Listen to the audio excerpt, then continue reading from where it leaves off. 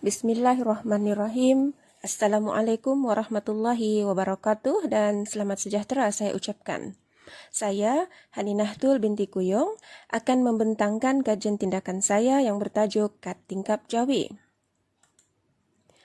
Setelah selesai persekolahan bersemuka, dibuka semula pada 8 Mac 2021, saya telah menjalankan tinjauan awal melalui simakan kerja murid, di mana tugasan mereka sepanjang sesi PDPR sejak Januari lalu, saya kumpulkan walaupun mereka ada menghantar tugasan secara bergambar semasa PDPR.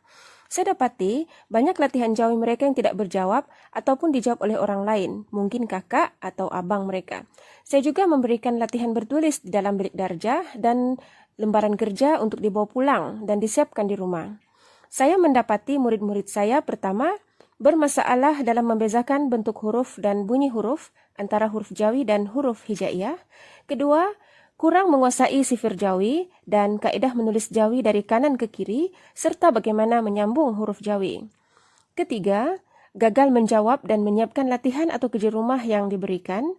Dan keempat, menunjukkan kurang minat, kurang bermotivasi, hilang tumpuan semasa sesi PDP berlangsung, dan kurang memberi respon ketika PDP bidang Jawi berbanding bidang lain pendidikan Islam. Puncanya, pertama, pelajar beranggapan Jawi adalah sesuatu yang susah, menyebabkan mereka malas untuk berusaha dan menjawab soalan Jawi dengan baik.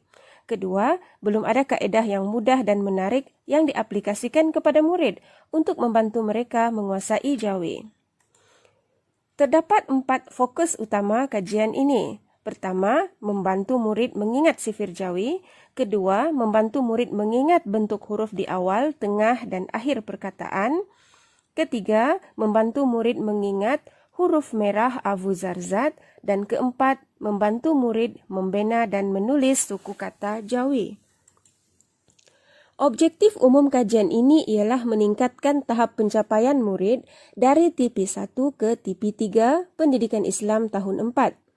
Manakala objektif khusus kajian ini pula ialah pertama, membantu murid menguasai asas bidang Jawi, dan kedua, membantu murid menjawab dan menyiapkan latihan Jawi.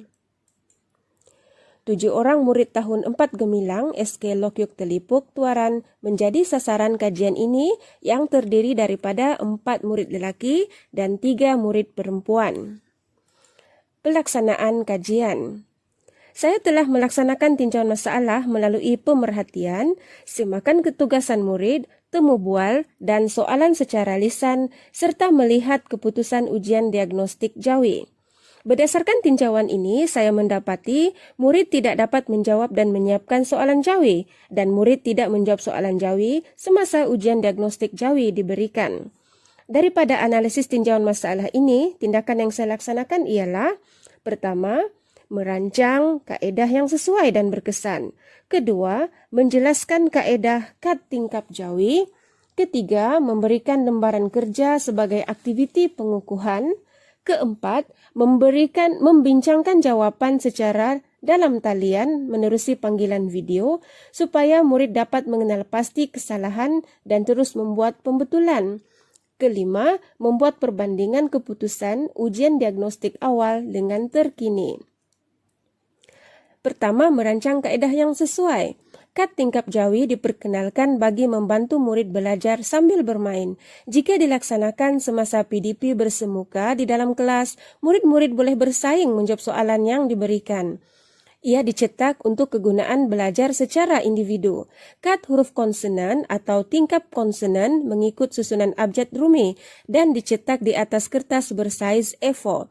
Ia dilengkapi padanan huruf Rumi serta bentuk huruf Jawi di awal, di tengah, dan di akhir perkataan. Kat huruf vokal atau pembaris vokal pula dicetak di kertas lain berbentuk seperti pembaris panjang yang akan dimasukkan di ruang sebelah kiri huruf konsonan berfungsi sebagai pembentuk suku kata terbuka. Ia turut dilengkapi padanan huruf Rumi serta bentuk huruf Jawi di awal, di tengah, dan di akhir perkataan. Petak yang berwarna merah disebut sebagai huruf merah Abu Zarzat bagi memudahkan murid mengingat dan menguasai huruf dan bentuk huruf Jawi yang tidak boleh bersambung selepasnya. Pembaris vokal digerakkan ke tingkap konsonan mengikut latihan yang disertakan dalam set file. Murid diminta menjawab soalan tersebut. Contohnya, suku kata ju, j, yu. J, murid perlu mencari huruf J yang diwakili huruf jim. Kemudian mencari huruf U, vokal U ialah huruf waw. Dan murid menggerakkan pembaris vokal sehingga terbentuklah ejaan jim, waw untuk bunyi ju. Murid juga diuji secara lisan menerusi panggilan video. Guru menyebut huruf atau suku kata dan murid mencari jawapannya menggunakan kad tingkap Jawi. Seterusnya murid diminta menulis huruf atau suku kata tersebut. Murid diingatkan cara atau kaedah menulis Jawi ialah dari arah kanan ke kiri. Murid juga diminta merujuk kad tingkap Jawi untuk bentuk huruf tersebut, sama ada ia berubah atau kekal, ataupun ia adalah huruf merah Abu Zarzat.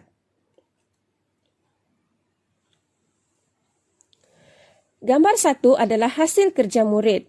Sebelum pelaksanaan, murid menyamakan seperti huruf hijaiyah, murid tidak menggunakan huruf vokal.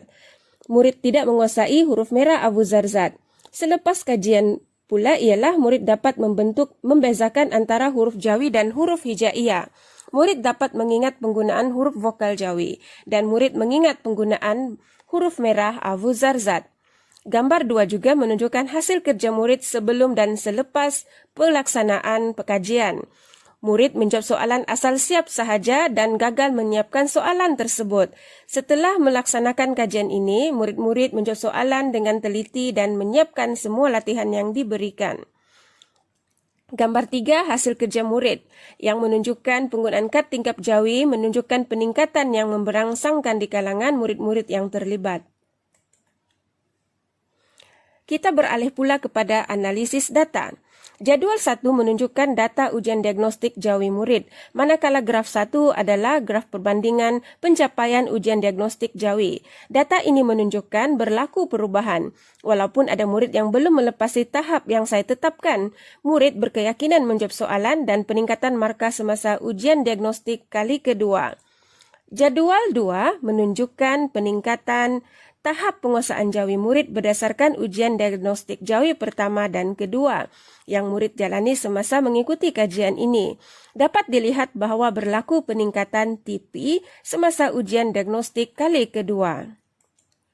Indikator kejayaan intervensi dapat dicapai dengan melihat kepada penilaian prestasi melalui latihan secara lisan dan tulisan dan memperolehi markah melebihi 40% dalam ujian diagnostik Jawi yang kedua.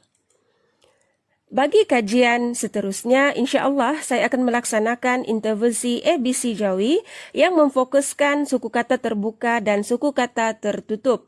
Saya percaya apabila murid-murid boleh membina, membaca dan menulis suku kata, matlamat TP di SKP Jawi iaitu TP6 akan tercapai. Bagi menambah baik kajian ini, berikut adalah cadangan saya untuk pelaksanaan akan datang.